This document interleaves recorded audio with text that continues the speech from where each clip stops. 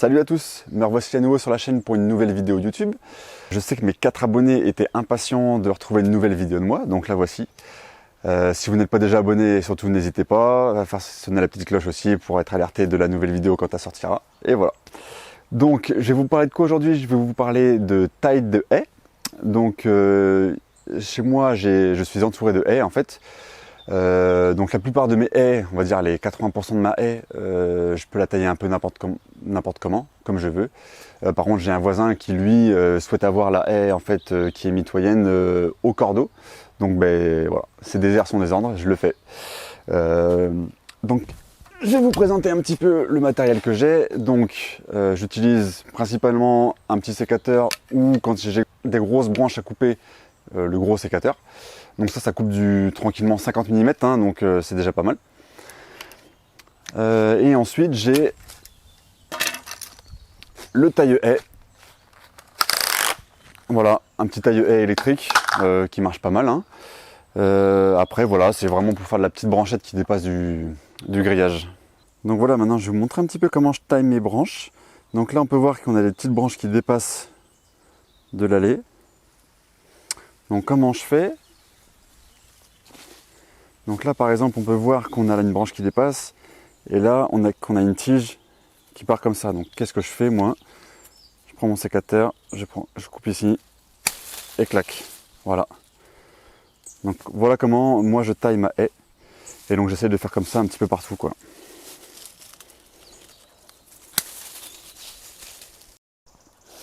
Et donc si je prends cette branche en exemple, pourquoi on coupe ici et non pas ici? Tout simplement parce que si on coupe là, en fait la branche aura beaucoup plus de mal à repartir. Alors que si on coupe juste après, en fait celle-là elle est déjà faite, on a une petite branche qui est là. Et donc celle-ci deviendra en fait la branche principale dans l'année future. Donc là on va dire que la partie facile c'était dans l'allée. La partie un peu moins fun, enfin moins fun, tout est relatif, c'est celle qui se trouve en haut. Voilà.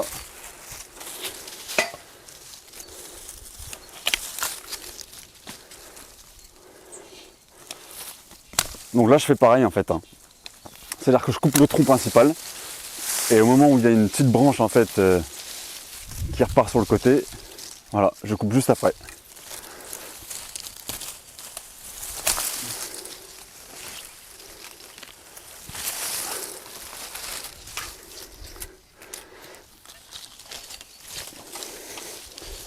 Et voilà, maintenant là j'ai fait 2 mètres, j'ai 400 mètres linéaires à faire.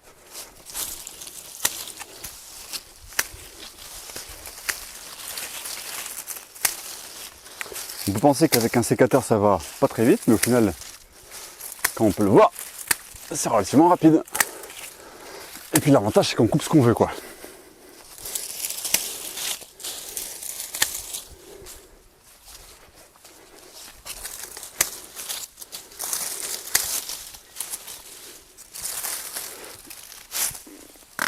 Ouais, celle-là c'était un peu limite. Hein.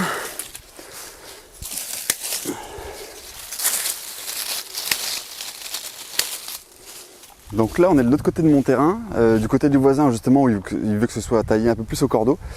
Là on va justement utiliser le taille-haie.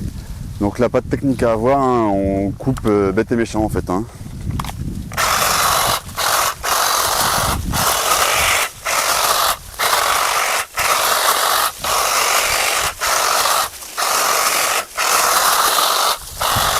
On peut voir que c'est quand même un peu plus rapide qu'avec le sécateur. Par contre on sélectionne rien du tout. Hein.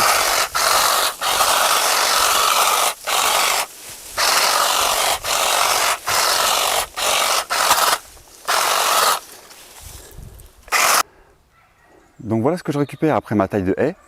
Donc j'ai fait environ 60 mètres linéaires de haie et on peut voir qu'on a quand même pas mal de volume. Donc plutôt que de faire 1, 2, 3 allers-retours à la déchetterie, ben, j'essaie de les valoriser au maximum sur mon terrain. Voilà, afin de ne pas faire des allers-retours pour rien. Et donc ce que je fais, c'est que j'utilise un broyeur de végétaux. Et donc en fait, avec tout ce broyat que je vais récupérer grâce à ce broyeur de végétaux, ben, je vais les mettre soit dans le compost, soit au pied de mes plantes pour faire du paillage.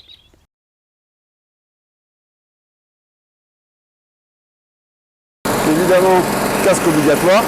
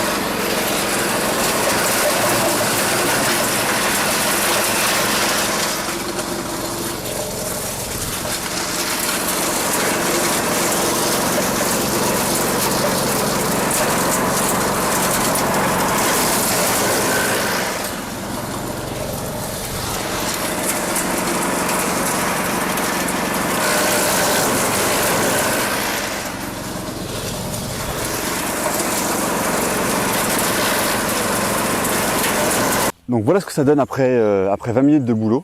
Donc on voit que le résultat est vraiment sympa, c'est vraiment fin. Et puis surtout ce qu'on peut voir, c'est que le mélange, la proportion carbone-azote est vraiment bien répartie. Donc on va avoir plus ou moins moitié-moitié. Donc le carbone c'est le bois et l'azote c'est tout ce qui est les feuilles. Et donc en fait pour faire un bon compost, on dit que normalement il faut 1/3 de carbone, 2/3 d'azote. Et là je pense qu'on a à peu près moitié-moitié, donc c'est très très bien.